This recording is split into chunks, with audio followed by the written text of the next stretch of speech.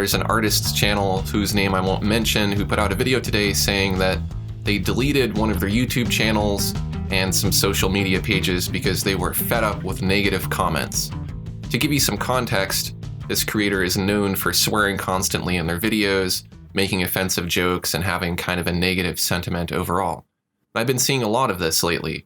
A channel that panders to an immature audience is suddenly feeling the consequences of the audience that they created. It's become a common practice for YouTube channels to appeal to a certain demographic of immature viewers by creating immature content to get a higher number of views and subscribers. Now let me be clear, not all young people are immature, adults can be immature too. And there's nothing wrong with being immature some of the time, but when you overdo it, you ruin the experience for others. These kind of channels I'm referring to create videos that encourage immaturity by swearing throughout every video, being excessively negative, or saying insensitive things under the guise of being themselves or being real. I'm not against swearing in a video, I'm not against having videos with negative sentiment. What I don't agree with are channels that make that their gimmick. This excessively immature content drives an increasingly immature viewer base, which ultimately creates a toxic environment throughout the channel. What happens is the channel's community begins to exclude viewers who do not want to be subjected to negativity, hate speech, insults, and other unpleasant comments when they want to participate in the community. And in many cases, the more mature viewers are driven away from the channel by the most immature members of the community. The creator keeps feeding the audience, and the audience keeps getting more and more toxic until one day, something bad happens.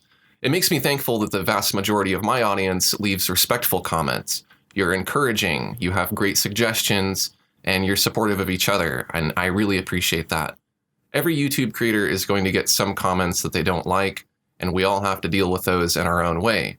I'm starting to get good at spotting a bad comment before reading it completely. I just skip past the comment and block the person, and then I don't even have to worry about it. So here's a pro tip.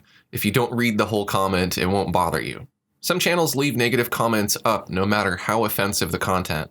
I don't think that's right. I think people should be able to disagree, but when it crosses a line, those comments need to be removed. And if it's really out of control, the audience needs to be addressed. If YouTube were your home or your business, you wouldn't let this kind of anarchy happen. You wouldn't let your friend or guest get ganged up on. You wouldn't let your guests be insulted or bullied. It's the creator's responsibility to be in control of their community. Too many of these creators create a toxic community which has real consequences. Adpocalypse was felt by nearly all YouTube creators because of stupid things said or done by a few YouTubers. The hard work of countless people spoiled by immature creators who got greedy. That's not to mention a generation of young folks growing up learning that this sort of behavior is not only acceptable, but it can make you rich and famous. And with troll presidents and politicians running the show, it must sound quite appealing to want to be rich and powerful and not ever have to deal with the consequences of your actions. I don't have any control over what others say or do, but I do have control over myself.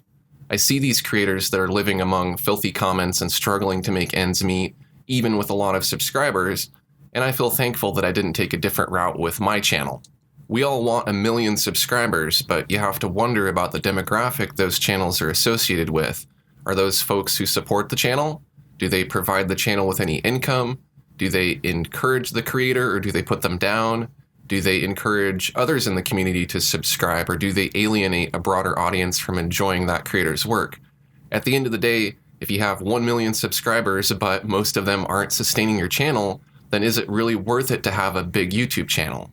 I don't think so. I've been careful to make my channel a positive place for people of all walks of life to enjoy art, and that allows my channel to thrive.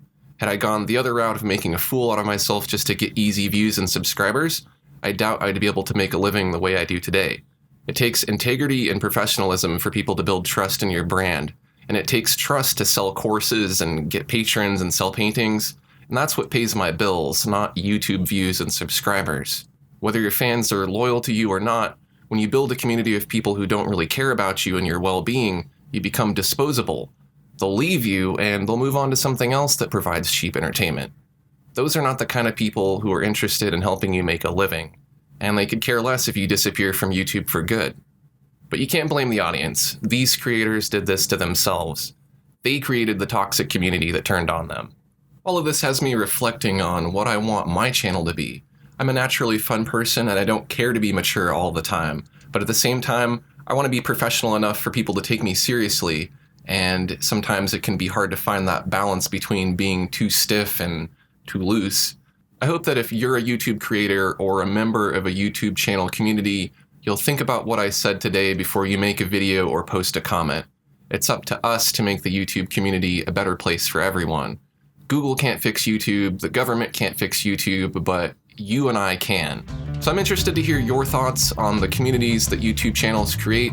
Let us know in the comments below what you think. As always, if you enjoyed this video, click the like button. And if you're new to my channel, I'd love to have you subscribe. I have a lot more videos for digital artists like you. Thanks for watching, and I'll see you next time.